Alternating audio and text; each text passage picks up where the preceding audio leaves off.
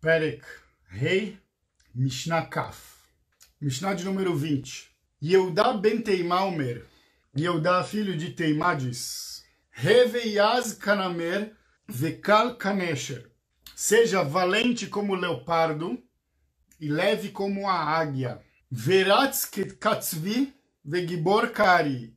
E veloz, né, ágil como um cervo, e forte, valente como o leão. La'asot retzon avicha shebashamayim, para cumprir a vontade de teu pai que está nos céus. Isso é uma expressão que a gente dirige como engrandecimento a Deus, obviamente. Então, de novo, seja valente como o leopardo, leve como a águia, ágil como um cervo, forte e valente como o leão, para cumprir a vontade de Deus. E é exatamente assim que começa também a Mishnah Brurá, a fala das halachot. Quando a gente acorda de manhã, a gente desperta, a gente tem que falar Modeh lefanecha e Itgaber kari lasot et retzon kono, et retzon borod. Desculpa, não me lembro a palavra exata. Mas a gente tem que se fortalecer como um leão na hora que dá aquela preguicinha na cama e levantar para fazer a vontade do nosso Criador. A gente não pode ficar de preguicinha, de nhanhanhé, de enrolação, porque a nossa vida é isso. A gente acordar com saúde significa que a gente acordou para mais um dia de trabalho, de batalha. Não digo trabalho profissionalmente, necessariamente, mas o nosso trabalho existencial, nosso trabalho a Deus. Provavelmente a inspiração da Halachá vem justamente dessa Mishnah. E olha que bonito que ele pega os exemplos das características dos animais para nos inspirar. Então, valente como o leopardo, leve como a águia, ágil como o cervo e forte como o leão. Huaya Omer, né, Yehudá ben Teimá costumava dizer, Az panim legehenom, uvoshet panim leganeden. Ele dizia, o descarado irá para o Gehinom, para esse purgatório, para a lavanderia moral, e o recatado para o Ganeden. E aquele que prefere não falar tudo o que está na sua cabeça, não falar tudo o que deveria ser falado, esse vai para o Ganeden, aquele que sabe se segurar. Agora, aquele que age por impulso, aquele que é descarado, aquele que humilha pessoas em público, isso é muito grave. E, infelizmente, se ele não consegue consertar isso, a gente já tem aqui escrito na Mishnah qual vai ser o fim dessa pessoa. Ela vai precisar passar por uma lavagem. Seguimos aqui na Mishnah. Yehi ratzon milefanecha Adonai Eloheinu, seja a tua vontade, nosso eterno Deus, shetivnei irecha bimhera ve'amenu veten chelkenu betoratecha. Olha que interessante, no fim da Mishnah a gente tem um pedido a Deus, praticamente uma reza. Seja a tua vontade, nosso Deus, que construa a tua cidade rapidamente em nossos dias e nos dê um quinhão no teu ensinamento. O que quer dizer nos dê um quinhão no teu ensinamento? Será que quer dizer só nos permita aprender um pouquinho da tua Torá? Ou sermos verdadeiros exemplos ambulantes dela? Quando a gente pede que tenhamos um quinhão, pelo menos eu entendo que muito mais do que estudar é nossa obrigação. Agora, sermos um quinhão, né, sermos uma parte de um todo que está fazendo algo tão grandioso por si e pelo mundo, isso com certeza é um prestígio, é um privilégio muito grande. E a gente pede para Deus para sermos parte disso, no sentido de que consigamos fazer com que nossos atos sejam verdadeiramente significativos, construtivos, em todos os âmbitos. Muito interessante esse finalzinho, né? Vamos ler o Havruta da Rede. Um ensinamento diferente, em tom de conselho, nos orienta a aproveitar ao máximo a condição humana no aspecto do conhecimento, para, em seu favor, aprender determinados comportamentos que são características naturais, primorosas de alguns animais. O ser humano tem como principal ferramenta de autodefesa e subsistência a capacidade de analisar e aprender a superar seus obstáculos ou desafios. Certo? O nosso grande problema é não querer aprender e insistir no erro, ou querer transformar o nosso erro, através de justificativas e tal, em algo aceitável. Não, não é assim. A verdade ela é ainda mais cristalina e transparente diante do Eterno, que não conhece e não tolera a mentira. Os animais apontados pela Mishnah e suas formas de agir são objeto de reflexão e desenvolvimento. O leopardo é valente, mesmo sem ser o animal mais forte da floresta, quando está decidido a atacar, vai até o fim. Às vezes temos receio de agir corretamente por sermos menores, ou em conhecimento ou em autoridade, ou até mesmo por medo de passar vergonha. Por isso a valentia como sendo a coragem que é necessária, decorrente da certeza do ato ou palavra para se fazer o bem, mesmo quando não parecer oportuno ou expõe a uma situação vexatória. Vou dar um exemplo curioso disso. Às vezes a gente ficou sabendo que aconteceu uma coisa bem ruim no momento que a gente estava fora. Quando a gente chega depois, as coisas meio que já passaram. Vamos dizer meio que já passaram porque nunca passam totalmente. E quem tem a responsabilidade tem que ir lá e resolver as questões, tem que cobrar os que agiram mal. Aí você fala, pô, mas agora o clima já deu uma amenizada, eu vou de novo entrar nessa questão? Sim, você precisa ser valente e fazer o que é certo, o que tem que ser feito.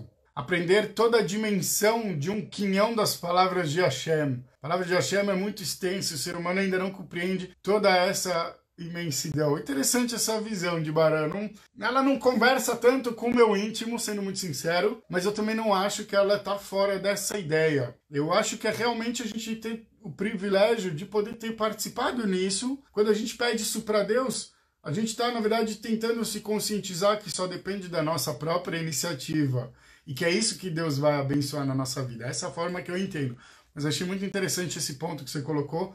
É uma outra perspectiva que não necessariamente também contradiz essa, porque é exatamente isso que você falou, depende justamente de aprendermos, né? Do aprendizado para que a gente consiga materializar em boas atitudes, boas, significativas e construtivas mais do que tudo. Porque se elas são destrutivas, nenhuma desculpa vai justificar. A águia é uma ave de grande porte e mesmo assim consegue ser leve e voar em alta velocidade em busca do seu objetivo, o alvo. No contexto da vida prática, que muitas vezes nos impõe um peso enorme a carregar, o comportamento da águia conduz à busca de uma vida leve, independente dos contrapesos, nos lembrando sempre que somos seres humanos e que precisamos também desfrutar da tranquilidade e do prazer na vida, não somente da rotina e dos desafios. O sábio Bartenura explica que este atributo faz menção à forma de se estudar, para a qual deve-se buscar a leveza. O estudo não deve ser um peso, uma coisa chata na nossa vida, e sim uma coisa leve, uma coisa inspiradora, uma coisa que dá vontade mais e mais. Ou naturalidade do conhecimento por meio de sua repetição e revisão. A naturalidade do conhecimento, aquela visão da águia que é perfeita, é um pouco isso. Quanto mais a gente estuda, quanto mais a gente volta no nosso estudo, mais acurada, mais precisa fica a nossa visão em relação às questões da vida. Muito interessante. Já o cervo, também um animal muito ágil, consegue correr muito, sem precisar aparentemente de muito esforço. Não parece que ele cansa, né? A agilidade para fazer algo importante ou bom deve estar acima de qualquer esforço, independente do quanto requer de nossa capacidade, uma vez que esteja ao nosso alcance. Por exemplo, quem tem algum familiar em categoria de risco nessa situação de pandemia, essa pessoa, infelizmente, ela precisa, volta e meia, violar as recomendações. Ela precisa sair para a rua, seja para comprar remédios para essas pessoas, seja para comprar comida, quando não dá para fazer por entrega, né, pela internet, que nesse momento é o mais recomendável. Então ela deve ser ágil para resolver, mas ao mesmo tempo não deve deixar de fazer nada. Bartenura diz que devemos correr para o cumprimento de uma obrigação divina. Ué, Deus mandou, a gente tem que correr. A mãe pediu alguma coisa pra gente, o pai pediu uma coisa pra gente, não é nada. Já vou, daqui a pouco. Não, é agora. É agora. Da mesma maneira, o Eterno pediu alguma coisa, o Eterno mandou alguma coisa pra gente, é agora. Ou então você tem um moré, você tem alguém que você aprende com ele, ele está te pedindo uma coisa, é agora, não é a hora que você puder. Essa é a maneira que a gente respeita, que a gente trabalha e honra aqueles que estão acima de nós. Isso é o que o Bartenura acrescenta, muito bonito. E por fim, o leão, rei da floresta, muitas vezes representado como símbolo de força e justiça. Ele aparece na primeira lei do Shulchan Aruch, como eu mencionei antes, da lei judaica, que institui que o homem deve ser forte para levantar da cama como um leão. O leão que é forte, que nos dá sempre essa ideia de poder, uma vez que esteja ao nosso alcance. Então, levantar da cama como um leão para fazer tudo que tiver ao nosso alcance, porque essa é a vontade de Deus, e não ficar na lenga-lenga. Assim também compreende o Bartenura. O Bartenura entende que a relação com a força do leão está na necessidade do homem de ser forte ante as suas más inclinações e etc.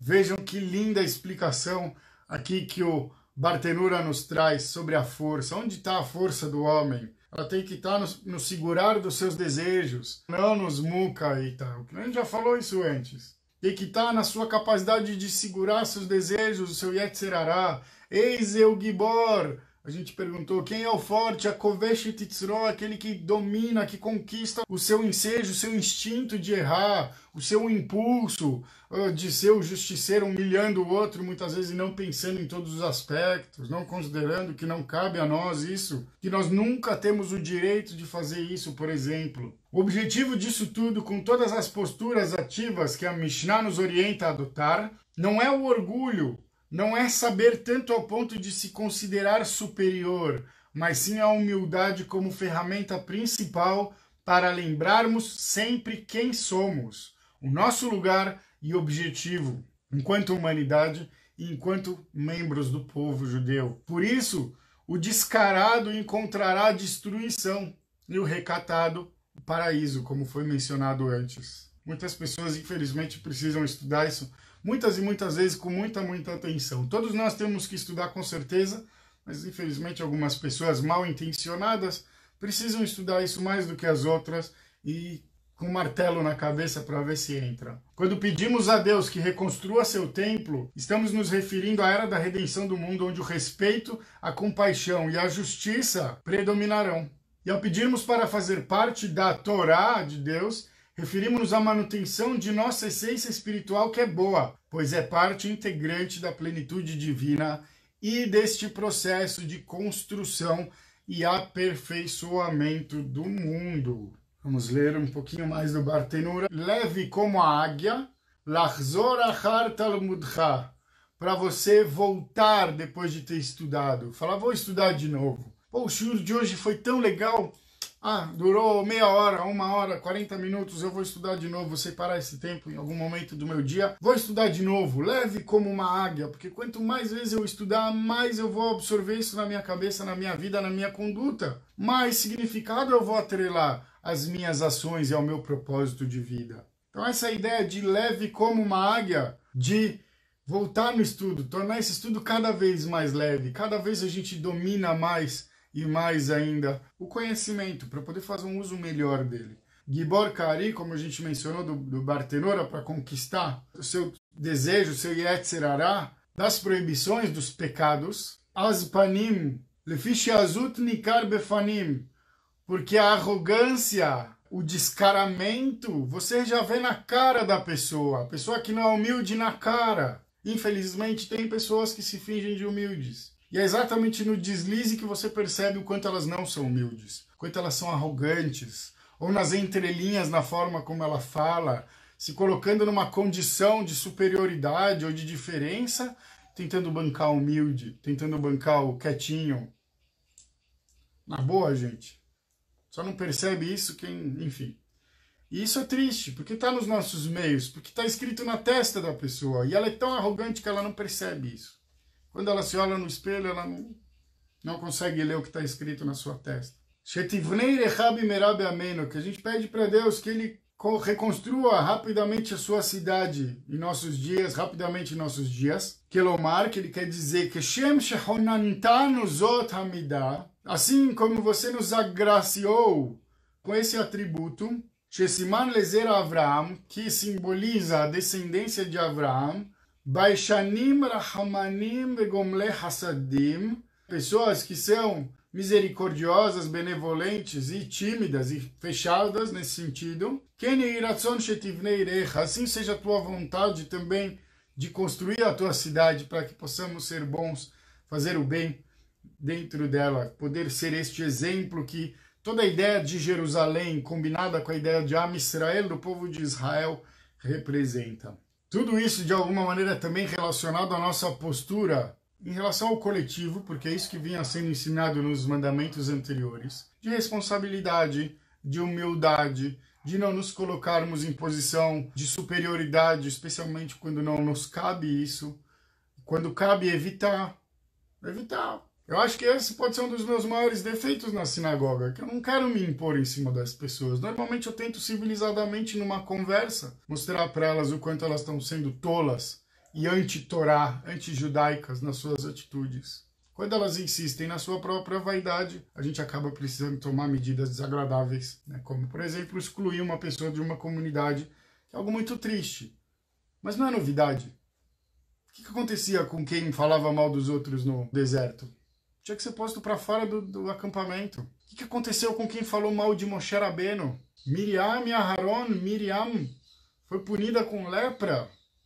Aharon e Miriam tiveram que responder na presença de Moshe a Deus pelo que eles tinham feito. Essa pessoa vai comprometer o coletivo, a gente acabou de falar. Roteu Marti, aquele que erra e induz os outros a errarem. Ainda mais quando a gente está falando de religião, onde bancar o rigoroso pode te dar uma credibilidade autoritária falsa. Falsa. Ainda que esse seja um meio tão utilizado, lamentavelmente, no nosso povo. Falsa. Quem segue esse exemplo está seguindo o que tem de pior no judaísmo. A gente tem visto também aí nas redes sociais a representatividade que a gente tem. Por quê? É o nível que a gente se encontra. Cada um tem um representante que merece. Sendo que vontade de fazer a gente não tem nenhuma.